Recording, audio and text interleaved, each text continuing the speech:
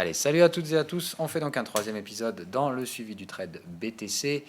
Quatrième, il me semble. Le dernier, c'était donc scénario BTC en risque quand on s'est attaqué sur ce support, où je vous faisais part de ma non-crainte sur ce niveau-là et du maintien donc des positions à l'achat. Suite à ça, des signaux plutôt bullish se sont mis en place. Une tentative de breakout qui avait été confirmée dans un premier temps. La tentative d'un second qui, celle-là, ne passe pas. Échec au franchissement de la résistance. Triple échec sur la zone des 6008. Évidemment, cet après-midi plutôt, le Bitcoin se replie vers les supports. Ça fait flipper tout le monde, comme d'habitude. Donc, il est temps de réfléchir et de se poser les bonnes questions, d'avoir un plan. Encore une fois, on ne fait pas de la réaction. Alors, est-ce qu'il est temps direct de flipper, de s'imaginer qu'on va aller to the cave? Je ne pense pas nécessairement. C'est pas impossible en soi. On va étudier les différents niveaux techniques et les prix que le Bitcoin peut aller traiter. Comme il y a de la volatilité, il faut faire attention. Il faut toujours prendre un peu de recul et pas se laisser emporter par ses émotions. Plus vous voyez de la vol, plus souvent c'est trop tard. Et là donc c'est pas le moment de vendre. Certainement pas. On est sur un support. On va donc voir par contre si ce support a des chances de tenir ou non. Donc par rapport au contexte, pour l'instant on est dans ce que j'appelle des mean reversal, c'est-à-dire quand on tente d'installer une tendance haussière, on installe le cycle bullish qui suit et on défonce ce cycle bullish. Ça, c'est une pattern assez spécifique. Pardon pour ça. Assez rare parce que ça, évidemment, les cycles sont complètement paumés par rapport à ça. Et évidemment, Sine Wave est complètement incapable d'anticiper quoi que ce soit par rapport à ce niveau-là. Je vous rappelle que c'est un indicateur qui suit les cycles. Donc évidemment, quand on donne un cycle haussier, lui, il cherche des oscillations derrière. Et puis quand d'un coup le marché, bam, s'écrabouille dans l'autre sens. Ce qu'on avait eu là, voilà, typiquement, là, ça c'est un mean reversal. On défonce le cycle bullish et on installe une tendance baissière à partir de là. Donc est-ce qu'on est dans le même contexte? Techniquement parlant, c'est la même chose qui se produit. Cassure haussière, cycle bullish et on pète. La différence, c'est qu'ici, on venait de signaux vendeurs. Là, on vient de signaux acheteurs. Donc, ça m'invite à penser que déjà cette fois, on a des supports qui soutiennent réellement les prix, ce qui n'était pas le cas ici.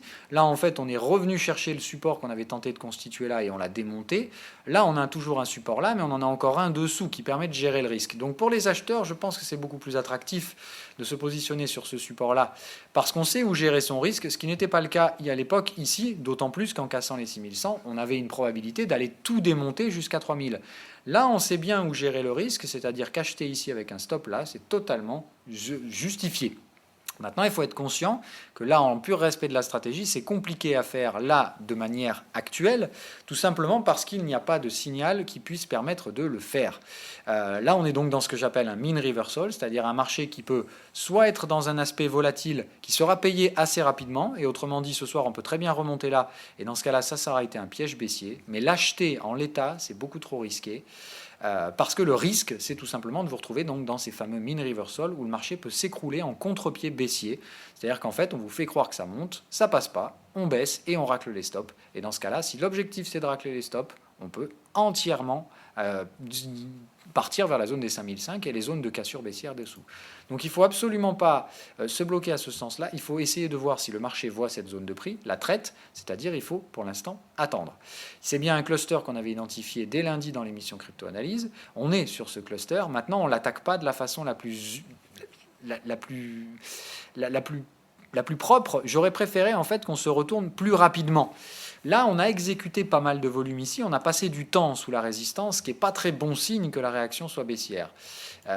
Donc c'est moins bon que si on avait passé juste quelques bougies là et qu'on s'était replié. Là, dans ce cas-là, on se serait simplement dit, ok, il n'y a pas assez de boules, c'est un range. Là, c'est le risque, c'est que, ok, il y a des boules, mais il y a beaucoup plus de bears, et dans ce cas-là, on casse les supports. Ça, c'est le risque. Donc là, moi, honnêtement, je suis vraiment sur du 50-50 sur les deux flèches à venir. On est venu chercher ce cluster, c'est ce qui était anticipé dès le début de semaine. Il y avait 2 zones décisionnelles à voir dans la semaine, enfin 3. Celle-là, avec un premier choix à faire, soit haussier, soit baissier. Vous voyez clairement ce que le marché a choisi. Et on a donc maintenant ce cluster-là, qui sera pour moi le deuxième cluster décisionnel de la semaine. Si ça ne réagit pas bullish ici, la semaine sera intégralement baissière. On va le voir après sous un autre point de vue, sous un point de vue futur. Mais pour l'instant, je ne vois pas de raison de flipper. Maintenant, il est interdit complètement d'acheter le support à l'aveugle, puisqu'il n'y a aucun signal, aucun cycle, aucun signal de momentum. il n'y a rien à faire. Là, on a un momentum baissier, des prix baissiers qui cherchent un support. Attendez que les prix se stabilisent et attendre une réaction haussière pour les acheteurs me semble être le seul choix possible.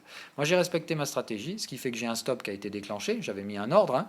Donc j'ai le stop qui a été exécuté sur le renfort qui avait été pris ici. Je retourne donc sur un levier spéculatif et c'est donc la mise à jour du scénario aujourd'hui. J'étais passé de spéculatif à haussier spéculatif, je retourne purement spéculatif, c'est-à-dire que pour moi maintenant c'est du 50-50, ça peut soit monter soit baisser, je ne veux donc pas prendre plus de risques que ça dans ce type de marché. Si on fait une réaction haussière, je reprendrai mon biais acheteur, je remettrai le renfort que j'avais pris à l'époque et je me projetterai dans ce cas-là de nouveau vers les zones de target et cette fois je viserai probablement la deuxième directement, c'est-à-dire que je pense que la zone des 7006, vu qu'on fait le pullback ici, on ne le fera pas là. Ok, donc si pullback est fait, je pense qu'on se dirige après éventuellement donc vers un cluster décisionnel ici qui sera probablement mis à profit à l'achat. Donc ça c'est plus possible. Voilà maintenant ce que j'attends ici. Probablement un petit pullback là quand même, hein, mais pas un pullback bien profond et très probablement derrière donc une dernière phase acheteuse. J'anticipe même qu'on va probablement déborder cette zone. Hein, voilà. Je pense qu'ici il faudra gérer le risque, mais je pense qu'on ira plus haut que ça, qu'on traversera ces résistances, que derrière, évidemment, on aura un petit effet de rappel en pullback qu'il faudra éventuellement mettre à profit pour viser les targets finales. Donc voilà le schéma que j'aurai moi à développer pour l'instant. Maintenant, attention, c'est toujours hautement spéculatif et il va falloir dans un premier temps qu'on parvienne à réactiver sur ce support. L'objectif sera donc de maintenir un canal, d'accord, de créer un canal. Là, tout ce que j'ai fait, c'est que j'ai pris la première zone résistante, la deuxième, puisque là maintenant, on peut donc constituer une résistance ici, vu qu'on a cassé un cycle bullish. Donc en simple respect de la stratégie, résistance, résistance, on cherche un support, je constitue donc un canal chartiste, de par ces deux résistances au précédent support. Ça me donne donc ici un canal avec des niveaux horizontaux de soutien. J'ai toute raison de penser que normalement c'est un petit peu plus haussier que baissier, mais attention, comme on attaque ça avec un fort momentum bear, je ne peux pas acheter ce support à l'aveugle. Je patiente donc tout simplement sur le Bitcoin en attente de réaction de ce cluster, donc avec des niveaux horizontaux et un niveau oblique qui provient de ce canal. Si on a une réaction haussière de ce canal, il faudra donc réajuster le canal en le constituant à partir des... D'accord ? Rappelez-vous la simple application de la stratégie. C'est donc, imaginons qu'ici, on travaille ça et qu'on choisisse le mouvement bleu. L'objectif sera donc derrière de constituer un canal. Ici, à partir du plus bas qu'on aura fait sur le bottom de la zone de travail. C'est-à-dire que moi, je pense que si on est haussier, on va s'installer dans une zone de travail, puis réactiver à la hausse. Il faudra donc faire ça à partir de la précédente résistance, qui sera là. On aura donc un nouveau canal et on pourra sans grande peine viser le point haut. C'est-à-dire que notre objectif sera par exemple de faire ça. D'accord ? D'abord de se remonter doucement, puis ici, d'aller se diriger vers ces zones-là, avec cette pente-là. Alors rappelez-vous, le marché du Bitcoin, il est plutôt en cran. C'est-à-dire qu'on risque de monter un grand coup, ne plus rien faire, remonter un grand coup, ne plus rien faire. Vous avez bien compris le principe. Okay ? Généralement, ici, si on fait une hausse en vague A, B, C, la vague C sera plus longue que la vague A, et la vague C sera plus impulsive, et généralement, elle se situera légèrement au-dessus du canal. Donc, moi, je vise bien toujours ces zones-là, un maximum ici, et je pense qu'on va se diriger probablement vers ces zones-là. Allez, voilà. Donc pour le Bitcoin, pas de raison de flipper. Il va de soi par contre que si la clôture est tenue en bas, il ne faut absolument pas que demain soit de nouveau une journée baissière.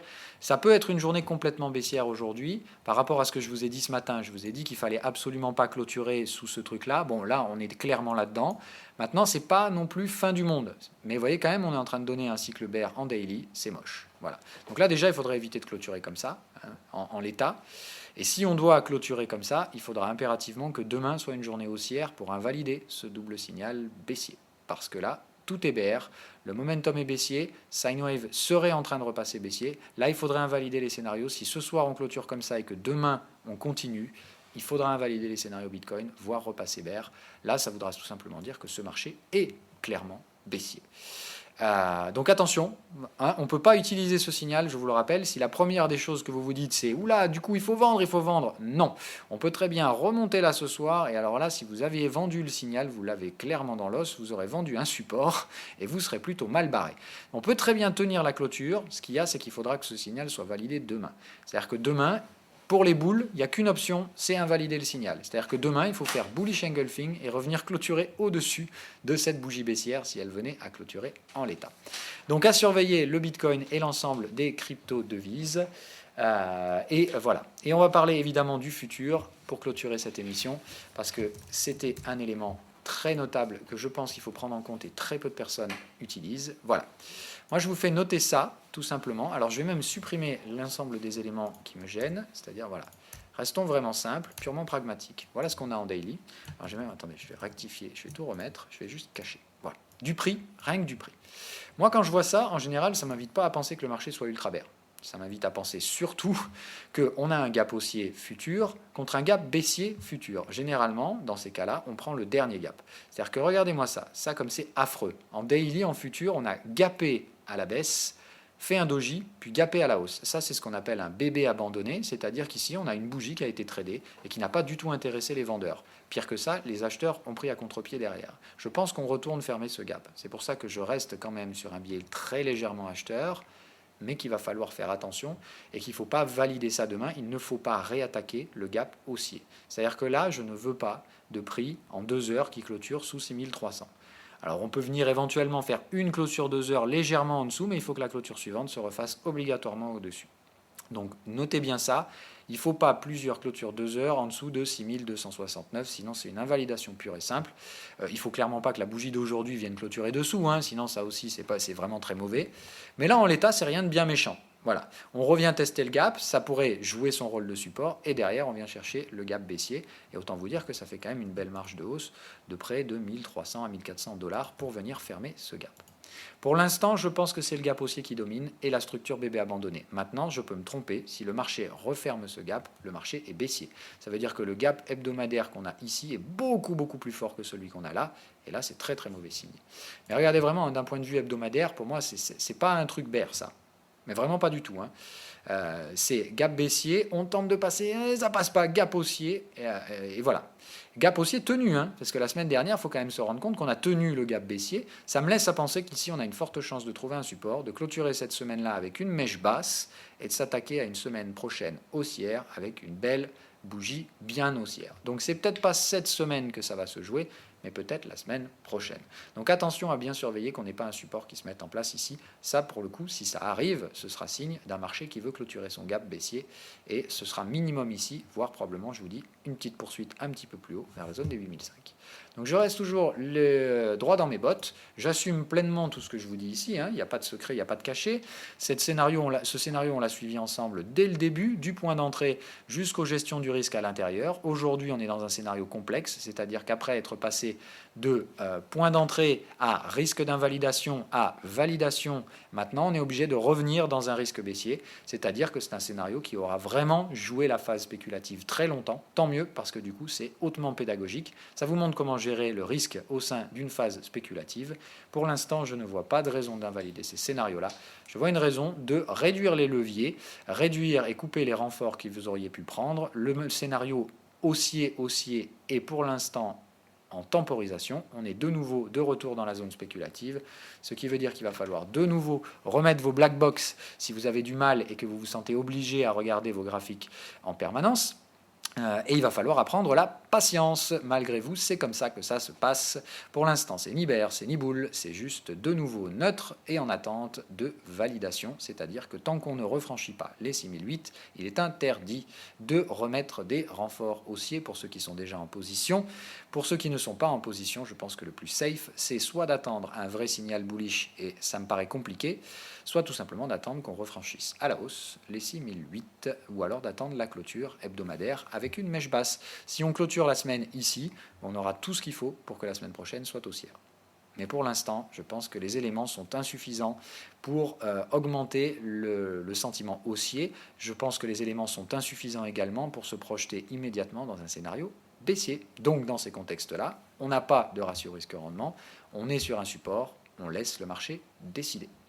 Voilà, sur ce, je vous souhaite une agréable journée et on se verra éventuellement dans une prochaine émission de suivi BTC sur ce trade, sur support, hautement spéculatif, faible levier qui avait été pris dès le début. Donc on verra bien si on peut renforcer un petit peu ce levier en fin de semaine, voire la semaine prochaine, ou s'il faut invalider ce scénario-là et retourner sur des ventes. Pour l'instant, on ne sait rien et il faut donc attendre la clôture ce soir.